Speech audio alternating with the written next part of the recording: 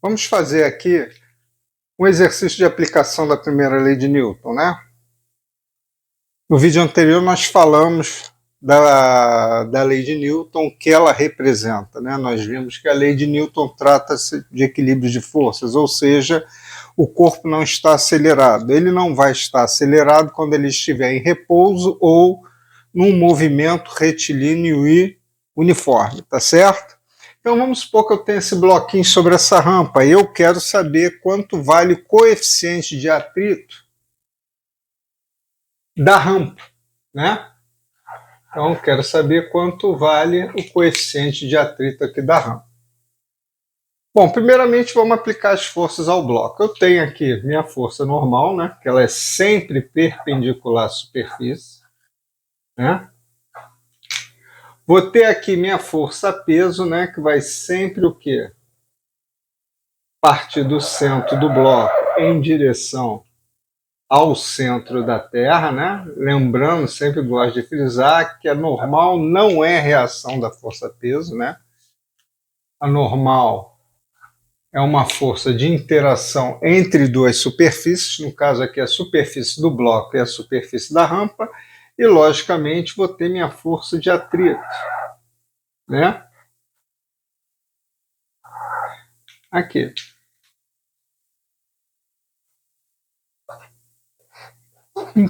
Então tem essas forças aí. Bom, primeiramente para a gente aplicar toda aquela teoria que nós vimos lá no vídeo anterior, que se refere à primeira lei de Newton, vamos traçar nossos eixos. O eixo Y sempre perpendicular à superfície, ou seja, ele vai estar sempre passando aqui pela normal, tá certo? Então vou aplicar aqui, ó,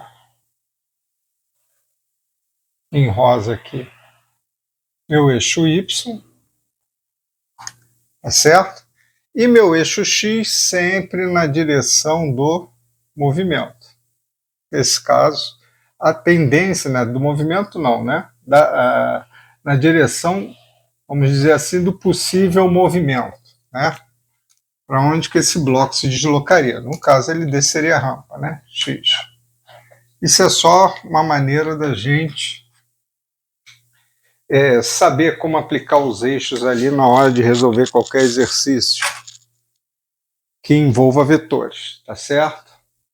Bom, então eu tenho aqui, logicamente eu vou ter aqui uma componente X aqui da força peso, né, que esse peso vai estar deslocado aqui desse mesmo ângulo θ, tá certo? Esse ângulo aqui é igual a esse, por quê? Porque se eu for descer na rampa, a tendência é que essa força, esse eixo Y, né, ele vai se aproximando da direção da minha força peso, que está o quê? Na vertical, né? Esse eixo vai chegando, né? Ou esse eixo vai se afastando ou se aproximando do peso à medida que eu vou aumentando ou diminuindo a inclinação da rampa.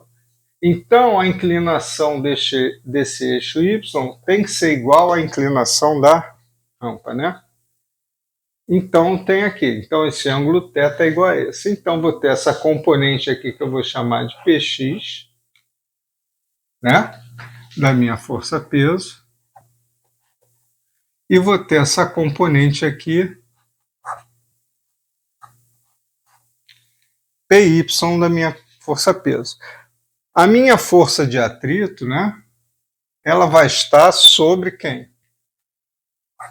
A minha força de atrito, ela vai estar sobre o eixo X. E minha força normal sobre o eixo Y. Então, se eu traçar esses eixos aqui, vamos colocar eles nessa posição aqui, para melhor visualizar, né?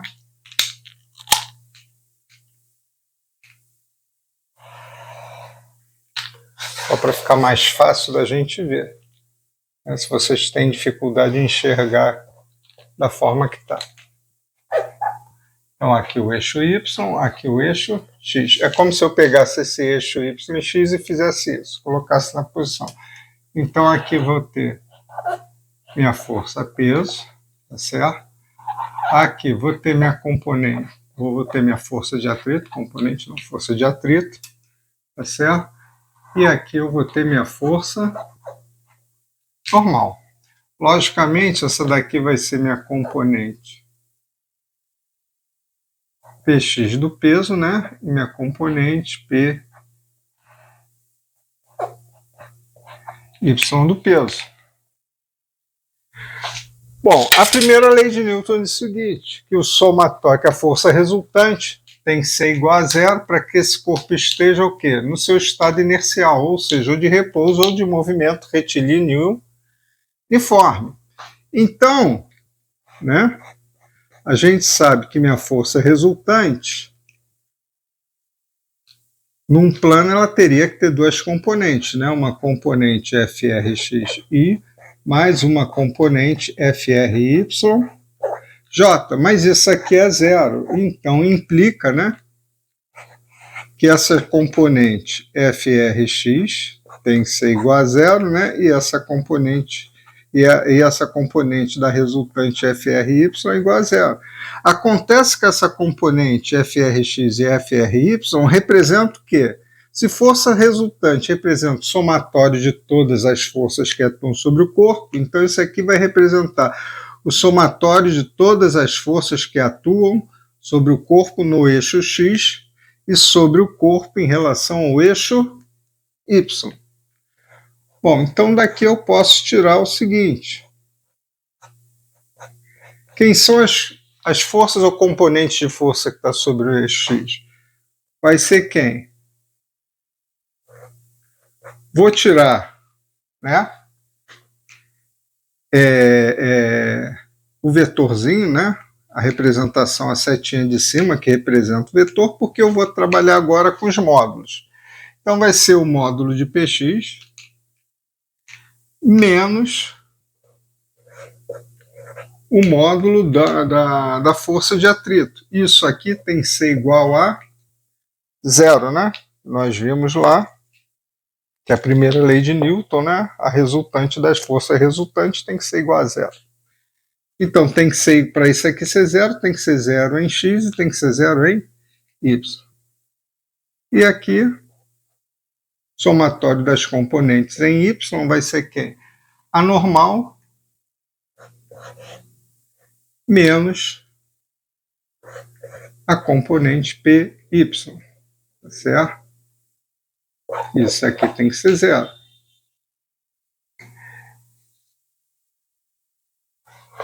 Né? Então, daqui eu obtenho essas duas equações, mas vamos ver quem é Px e quem é Py. Vamos olhar aqui. Aqui eu vou ter esse triângulo retângulo aqui, ó.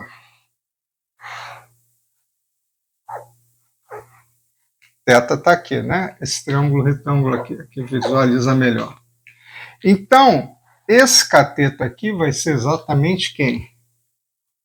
A componente Px. E esse cateto aqui vai ser a componente Py. E a minha hipotenusa vai ser o módulo do vetor peso. Então eu tenho aqui, ó, que cosseno de θ vai ser quem? Cateto adjacente, que vai ser Py, sobre a hipotenusa, que vai ser P. Então daqui eu posso dizer, né, que Py vai ser igual a P cosseno de θ. Então tenho que Py vai ser igual a P cosseno de θ. E seno de θ? Né? Seno de θ aqui, né? Vai ser igual a quem? Cateto oposto, nesse caso aqui vai ser Px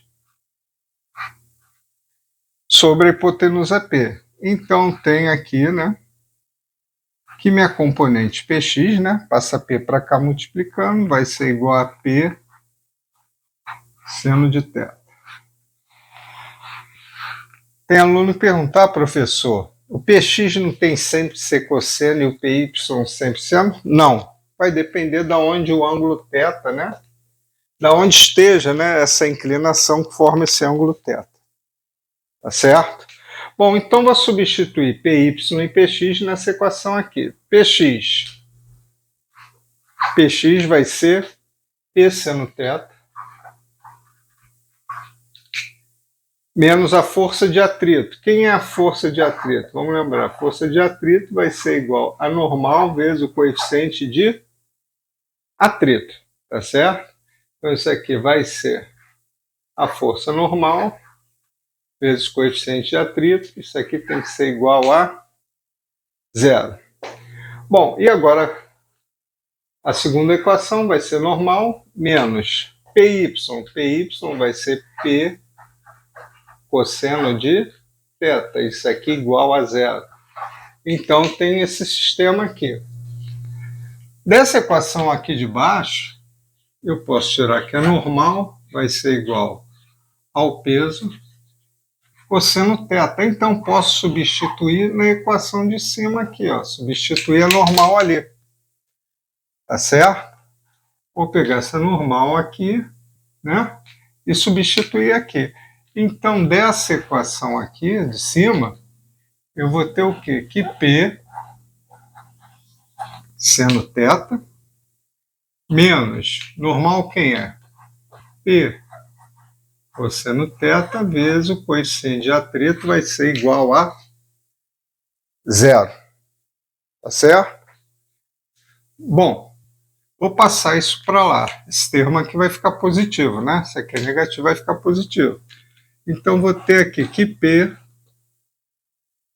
seno de θ vai ser igual a P cosseno θ vezes μ, né? Que é o coeficiente de atrito, eu quero determinar ele. Bom, se eu tenho peso de um lado e peso do outro, né? Passo peso para cá, divido com esse peso. Ou corto aqui, corto aqui. Então, vou ter aqui, ó, vou só inverter essa ordem aqui, né? Que não modifica nada. Então, vou ter aqui que é μ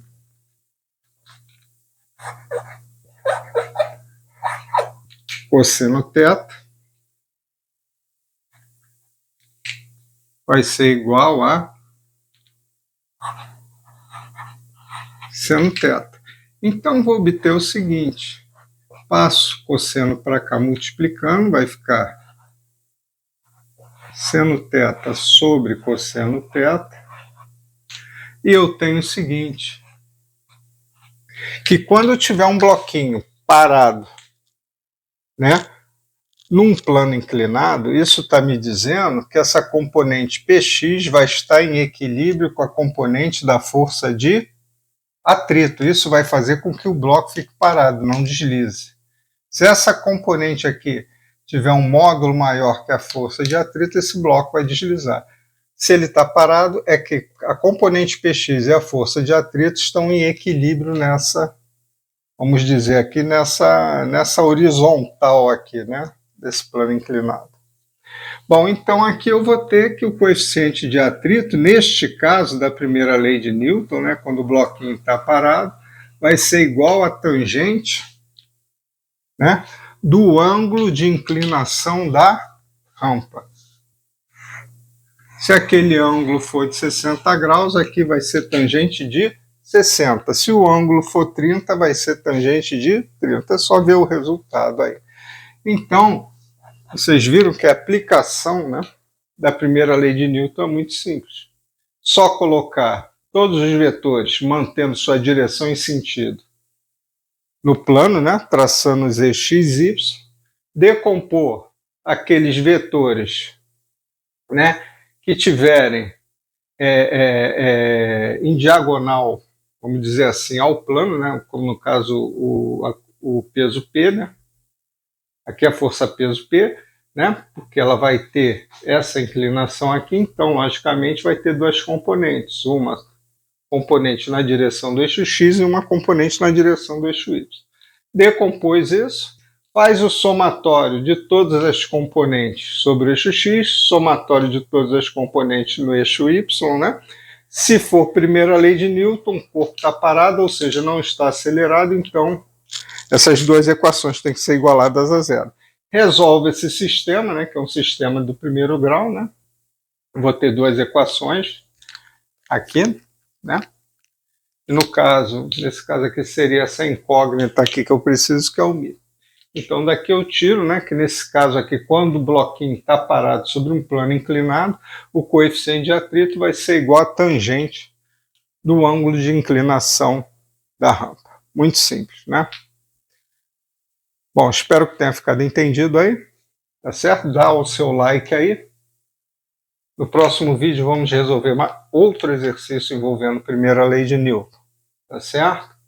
Então, quem puder contribuir com aquele Pix de R$1, R$2, o valor que seja, não importa o valor, importa a ajuda. Isso vai me facilitar muito a continuar dando essas aulas, tá bom? Quem puder ajudar, agradeço muito. Quem não puder também, agradeço. Eu sei que a situação não está boa para ninguém. Tá legal? Então, fiquem aí, dá o like aí. E até o próximo vídeo. Me acompanhe também no canal do TikTok, @física_descomplicado. Tá certo?